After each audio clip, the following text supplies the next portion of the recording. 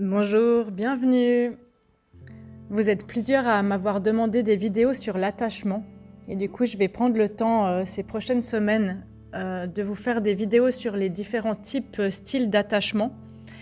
Et puis là je vais vous présenter en fait le descriptif comportemental dans un conflit de ce qu'on appelle les tortues et les tempêtes et vous donner des exemples de comment ça se construit. C'est pas immuable, vous pouvez être tortue dans une relation et tempête dans une autre relation. Et puis les relations longues ont déjà régulé des choses entre eux ou entre elles. C'est-à-dire qu'on peut ne pas se retrouver exactement dans l'un ou dans l'autre, c'est pas grave. Ça vise simplement à réfléchir sur soi en fait, et un petit peu à se situer et à mettre de la douceur, de la normalité, de dédramatiser ce qu'on vit dans ces danses-là. Et du coup, dans cette vidéo, je vais vous partager un petit mot sur ces conflits en fait qui sont récurrents, la construction de la tortue et de la tempête. Et puis, vous pourrez, si vous le souhaitez, coupler cette vidéo à la vidéo sur la construction du lien et sur les styles d'attachement qui viendront plus tard. Voilà, donc je vous souhaite une bonne écoute. Et puis, avant de parler des stades de développement de l'imago, qui sont propres en fait à l'approche imago, je vais vous donner un exemple tout simple des danses relationnelles qu'on peut trouver, qui sont théorisées, qu'on observe souvent dans les couples. Par exemple, la danse anxieux-évitant. Donc, dans les styles d'attachement que je vous ferai plus tard, il y a l'anxieux, l'évitant, le désorganisé et le sécure. Ça, si vous souhaitez voir des vidéos sur YouTube, vous en avez pas mal. Vous avez les expériences de John Bowlby qu'on peut voir. Et puis, je vais vous donner un exemple.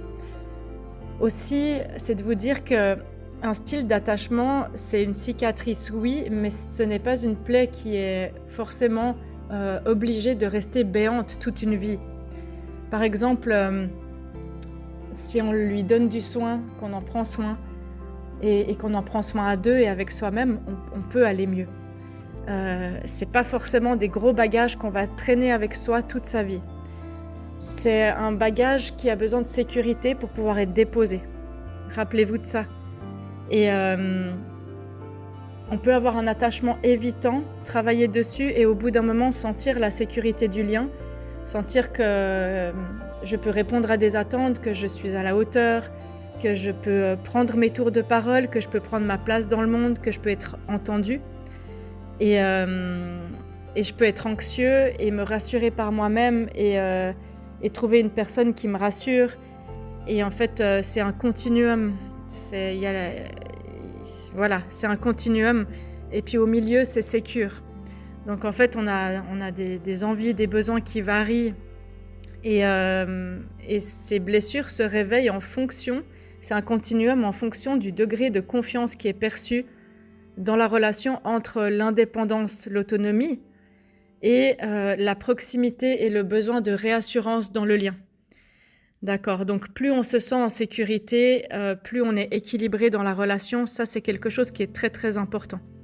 Et il y a différentes manières de créer de la sécurité pour l'un comme pour l'autre, parce que vous allez voir qu'on parle d'un attachement anxieux ou d'un attachement évitant ou désorganisé ou d'une tortue ou d'une tempête. En fait, on n'a pas les mêmes costumes de survie et pas les mêmes langages de l'amour. Ça signifie qu'on n'a pas la même manière de se sentir aimé et de se sentir en sécurité et de se protéger, surtout de se protéger. Voilà. Donc, un exemple de ces danses, y a beaucoup d'anxieux qui se mettent avec un ou une évitante ou l'inverse. Ça, c'est normal.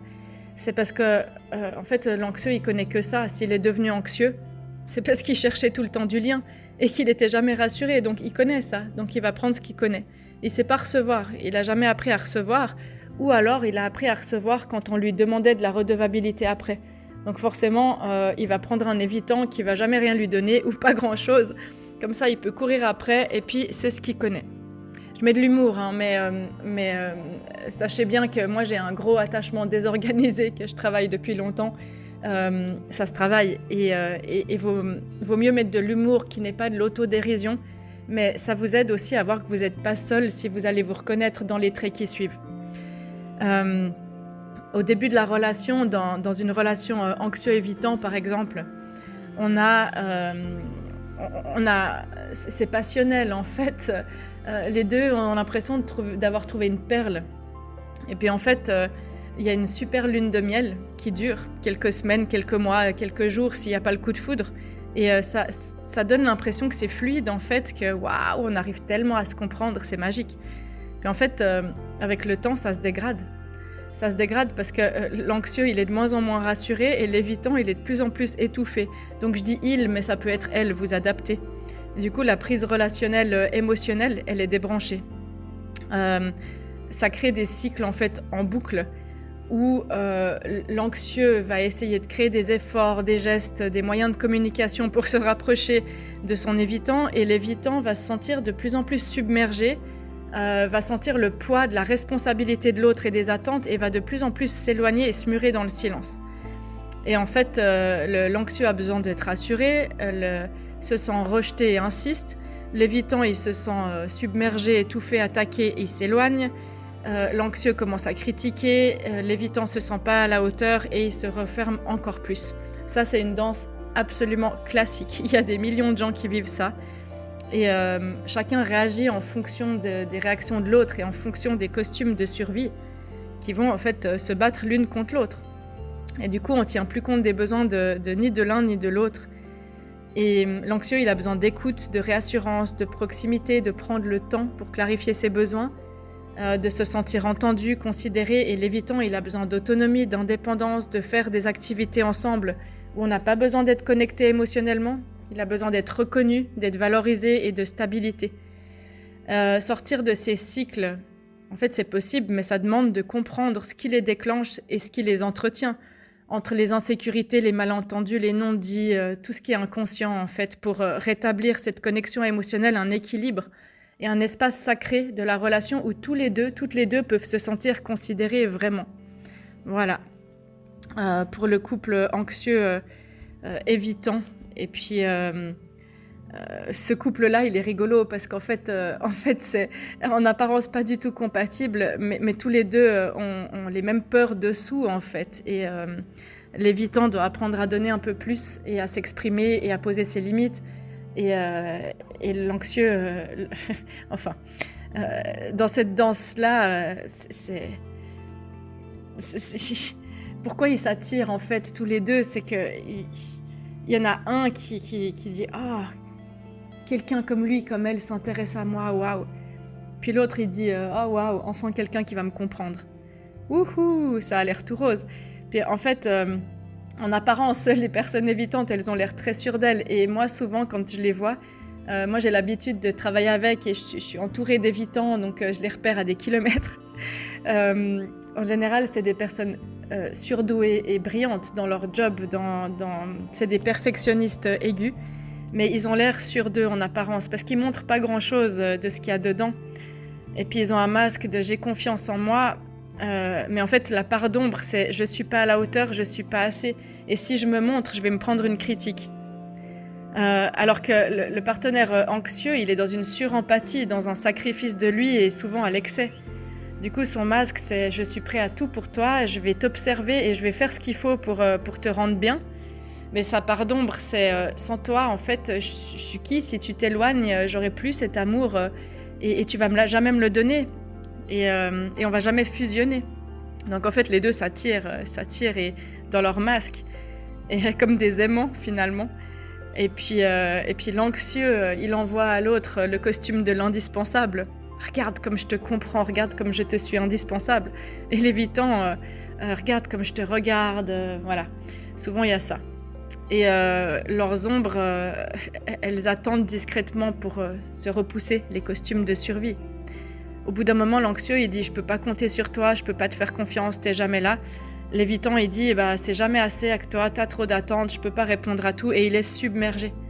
Et du coup, on tombe dans les pièges des deux et voilà. Donc ça donne les fameuses danses « pourquoi il répond pas à mes messages ?» Puis l'autre L'autre, dès qu'il reçoit un message, il se dit « Mais qu'est-ce qu'il y a encore? Purée, ça me saoule. » Enfin, vous avez compris. Donc, c'est une spirale infernale. Et voilà. L'idée, c'est d'ouvrir ça ensemble, de clarifier soi, de célébrer les efforts de chacun et pour pas provoquer en fait l'effet inverse dans la relation.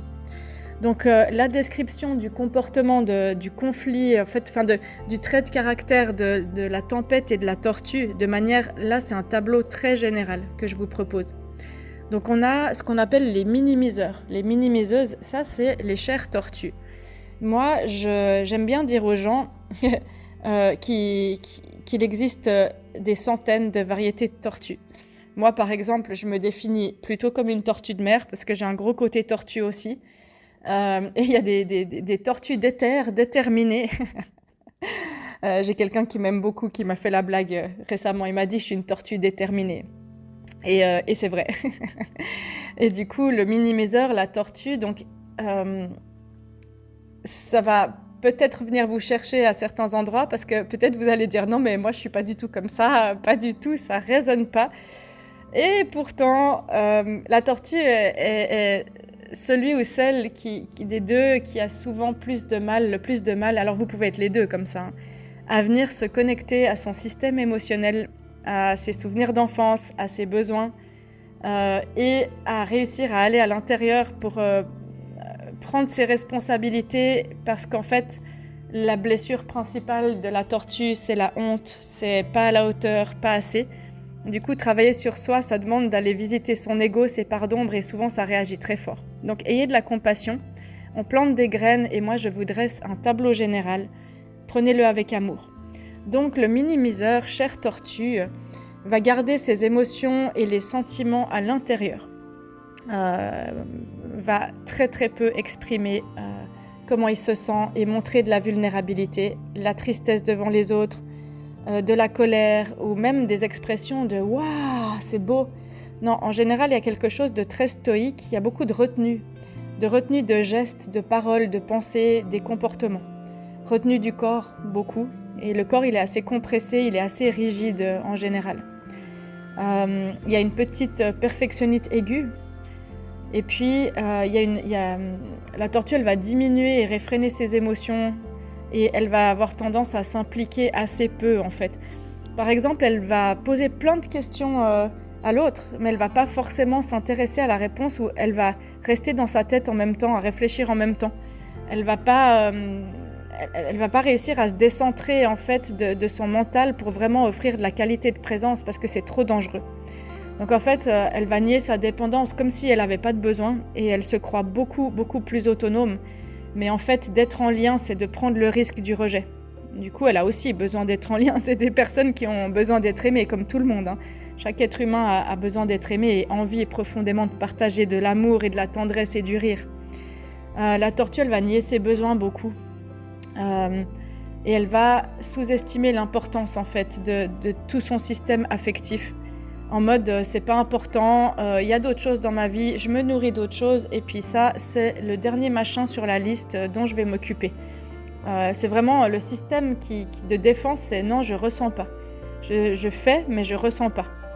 Donc elle va exclure les autres de son espace personnel et psychique, et puis elle va se concentrer beaucoup sur elle. Elle va prendre des directives surtout pour elle-même. Ça veut dire que elle va... dans la relation, elle va prendre des décisions seule, sans forcément consulter l'autre. Elle va avoir de la difficulté à se projeter et à faire à deux. Et de manière globale, en fait, elle a beaucoup, beaucoup de mal à faire à deux.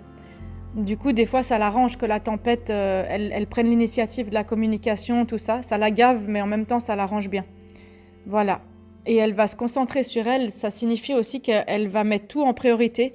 Ses passions, son sport, ses activités, son job, mais pas sa relation.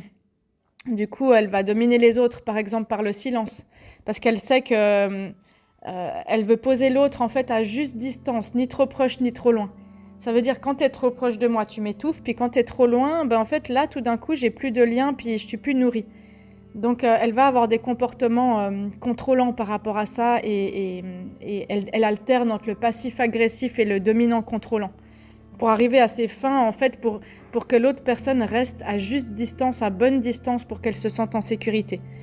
Donc, elle va prendre la position défensive. Dans sa tête, elle va beaucoup juger, critiquer l'autre. Elle va pas le dire forcément, mais elle le fait beaucoup à l'interne. Et moi, je ris beaucoup et j'aime beaucoup ma tortue déterminée à côté de moi parce que c'est une personne qui est une grosse tortue, certes, mais qui dit vraiment ce qu'il pense. Et ça, même si c'est dans une position défensive, au moins on le sait. Parce que quand on ne sait pas ce qu'il y a dans la tortue, ça génère beaucoup d'anxiété. On ne sait jamais comment se positionner quand l'autre ne pose pas ses limites, en fait. Et du coup, l'autre personne va tout le temps marcher sur des œufs et jamais exister, donc c'est très très fatigant. C'est très fatigant pour les deux, parce que la tortue, elle va juger dans sa tête, ça la fatigue, elle est tout le temps dans le mental. Et puis l'autre, c'est jamais ce qu'il y a dedans, donc ça fatigue aussi. Donc la tortue, elle a des frontières du moins assez rigides, elle fait pas de compromis en général. Elle a la croyance qu'elle commence jamais les disputes, bah oui, parce qu'elle se tait tout le temps, ou elle fuit. Du coup, elle pense que ce comportement-là, il évite les disputes, parce que c'est pour protéger la relation, mais parfois ça les attise aussi. Souvent, et la plupart du temps, c'est les personnes qui sont très rationnelles et logiques dans leur cerveau, et cerveau gauche plutôt, et qui vont se croire le plus mature dans la relation, du style « moi je sais plus que toi ». Et puis, ils ont la croyance en fait qu'ils font rien pour blesser. Mais en fait, ils ont tellement peur de blesser l'autre ou que l'autre soit pas bien que finalement, ils font rien du tout et il se passe pas grand-chose. Voilà. Je vous lirai après les petits conflits typiques dans la relation par rapport à ça. Et dans une autre vidéo, je vous ferai comment ça se construit en fait, la tortue et la tempête. Sinon, cette vidéo-là sera trop longue. Donc ensuite, le maximiseur, la tempête de grêle. Moi, j'appelle ça le poulpe aussi parce que imaginez un gros poulpe qui va s'enrouler autour d'une tortue, c'est un peu envahissant quand même. Ou les maximiseuses. Du coup, eux ou elles ont un grand besoin de faire connaître leurs sentiments, les émotions, avec une sensation que ça va exploser vers l'extérieur. C'est des personnes qui, en général, peuvent être très exubérantes, qui vont pas hésiter à pleurer pour un rien, qui vont pas hésiter à montrer leur peur, voilà. Ou qui vont montrer leur anxiété, par exemple, et qui ont un grand besoin d'être considérés. Eux, leur blessure, souvent, c'est de ne pas avoir été visible ou d'avoir été inadéquat. Et de ne pas avoir été compris. Mais ça, c'est tous les deux. La blessure de ne pas être compris. La tortue, elle a toujours peur quand elle va dire quelque chose, si elle sort le bon mot ou pas. Et puis, la tempête, elle a peur que parmi ces 3 milliards de pensées et de mots, elle n'arrive pas à faire l'entonnoir pour sortir les 10 les plus principaux. Les principaux. Donc la tempête, elle va amplifier, elle va exagérer ses émotions pour avoir l'attention de l'autre. Elle va aussi avoir un très très très grand besoin de sentir ensemble plutôt que de faire ensemble, et elle va trop s'impliquer dans la relation. Elle va être dans le sacrifice la plupart du temps. Donc elle va observer l'autre et elle va se moduler à l'autre pour faire ce qu'il faut en fait. Et du coup elle n'existe pas et ça renforce son sentiment d'invisibilité parce qu'elle n'existe pas de faire ça. Donc elle est très dépendante de l'autre et dépendante de son amour, dépendante des activités, etc. Et ça, c'est en apparence, en fait. Ce qui se cache dessous, c'est que si elle fait ça, la tempête de grêle, c'est parce qu'elle a fait l'expérience du vide quand elle était jeune. Et du coup, elle sait que si elle lâche sa tortue, là, elle ressentira plus rien. Elle ressentira aussi ce truc d'évitant. Et du coup, elle quittera complètement le lien parce qu'elle ne sentira plus l'attachement. Du coup, elle va mettre toute l'énergie à surtout pas ressentir ça parce que c'était trop douloureux. Alors que la tortue va mettre toute l'énergie à ne pas sentir parce que c'était trop douloureux de sentir. Ok ? La tempête de grêle, elle est ouverte et subjective de manière très compulsive en fait. Et elle va aussi souvent montrer une générosité qui est excessive, faire des petits cadeaux pour être aimée, etc. Elle va être orientée plutôt vers l'extérieur, très intuitive, et elle va se baser sur l'avis des autres parce qu'elle n'a pas forcément confiance en ses propres perceptions, ses propres jugements, ses propres pensées. Par exemple, parce qu'elle a reçu des messages dans l'enfance qui lui disaient « tu pars dans tous les sens, t'es pas fiable », ce genre de choses. Elle va agir de façon soumise à l'autre et manipulatrice. Mais manipulatrice, c'est un costume de survie. Ça veut dire que plutôt comme elle a du mal à exprimer ses besoins de manière claire, qu'elle n'ose pas, elle va faire en sorte que l'autre capte. Mais l'autre n'a pas une baguette magique. Par exemple, quand je boude, si j'ai l'habitude que l'autre vienne me rechercher, c'est de la manipulation. Mais en fait, je montre qu'il y a quelque chose qui m'a touchée en manipulant, en boudant par exemple, plutôt que de dire clairement « il y a quelque chose qui m'a touchée, viens on en discute ». Donc elle va aussi alterner entre l'agressif, passif-agressif. Et elle essaye d'être empathique et quand ça marche pas, elle envoie une pique. Voilà, ça c'est typique. Elle va prendre la position offensive et puis elle a des frontières du moi qui sont complètement diffuses. C'est pas toujours très clair, c'est qui l'autre, c'est qui moi, elle mélange un peu tout. Du coup, elle a besoin de beaucoup de qualité de présence pour réussir à clarifier ses pensées et elle a besoin de sentir que l'autre est là, que l'autre reste 20 minutes, une demi-heure, là, présent, à l'écoute, pour pouvoir réussir à clarifier ce qu'elle a dans la tête. Sauf que dès qu'elle sent que l'autre a envie de fuir ou s'énerve, elle rediffuse et elle part en dissociation la plupart du temps. Du coup, elle a la croyance qu'elle est sensible, mais elle n'est pas plus sensible que la tortue, ça c'est sûr. Et elle a la croyance de s'investir plus et qu'elle prend plus soin de la relation. Mais du coup, l'un comme l'autre prennent soin de la relation à leur manière en fait. La tempête de grêle, elle va prendre les choses personnellement. Elle va tout le temps se sentir attaquée et si l'autre exprime un besoin ou quoi, elle va le prendre personnellement. Alors que la tortue, si l'autre exprime un besoin, elle va le prendre dans la critique. Ouais. Et puis, elle va avoir tendance à agir de façon très impulsive et à focaliser sur les autres. Voilà, elle est très dans le mouvement et dans la fluidité du corps, la tempête, ou alors ça peut être une rigidité du corps, mais en mouvement. Et donc, la danse du couple, en fait, le comportement l'un envers l'autre, il y a différents stades d'attachement en imago. Donc la danse du couple au stade de l'attachement, 0-18 mois à peu près, on peut prendre l'intra-utérin si on le souhaite. Le thème central, c'est le lien. Donc la tempête, elle va être frustrée, elle va tenter de s'accrocher, de quémander, d'avoir des tentatives de câlin, de fusion. Et la tortue, elle va être détachée, évitante. Et le thème central, c'est la tempête, elle dit, mais il y a trop de séparation, il n'y a pas assez de liens, on n'est pas assez connectés. Et la tortue, elle va dire, il y a trop d'intimité, on est trop connectés, j'ai pas assez d'espace. Donc la frustration typique chez les tempêtes, c'est touche-moi, t'es jamais là, tu me rejettes, t'es pas fiable, je peux pas compter sur toi. Caresse-moi, donne-moi de l'affection. Et la tortue, c'est tu m'étouffes, je suis complètement envahie, je suis submergée, laisse-moi tranquille, laisse-moi respirer. La façon de gérer le conflit, donc la tempête, c'est d'être hyper émotive et elle fait pas de compromis et ensuite elle laisse tomber.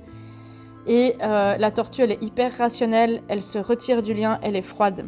Donc là, le défi de croissance, si vous vous retrouvez dans cette danse, le défi de croissance, c'est vraiment pour la tempête de lâcher prise, de se différencier de l'autre, de négocier, de parler calmement, d'exprimer les besoins.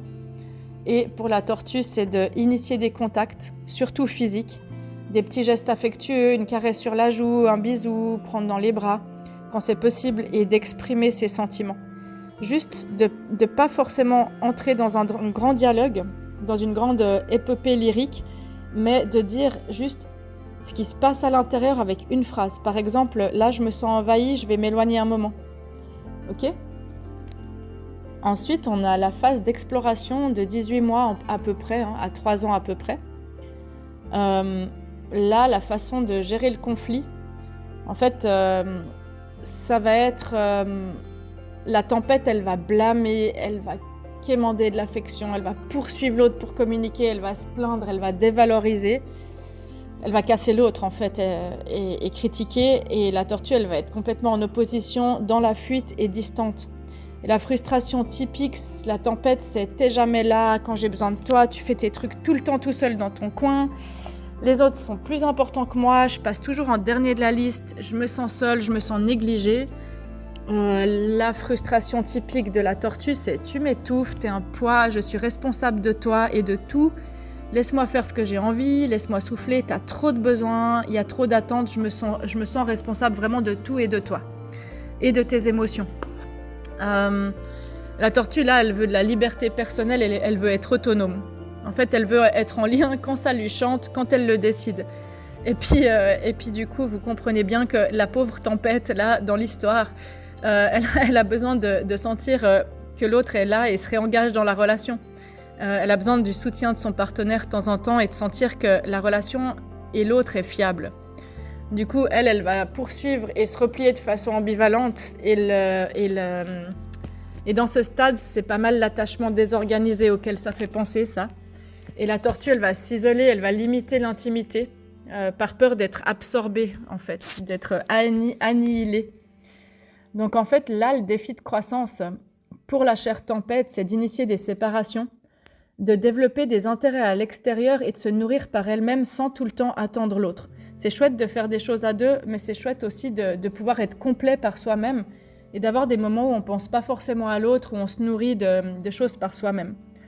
Pour la tortue, là, le défi de croissance, c'est vraiment d'initier des rapprochements, de partager des sentiments, d'augmenter le temps de qualité ensemble et aussi le temps connecté dans l'émotion ensemble.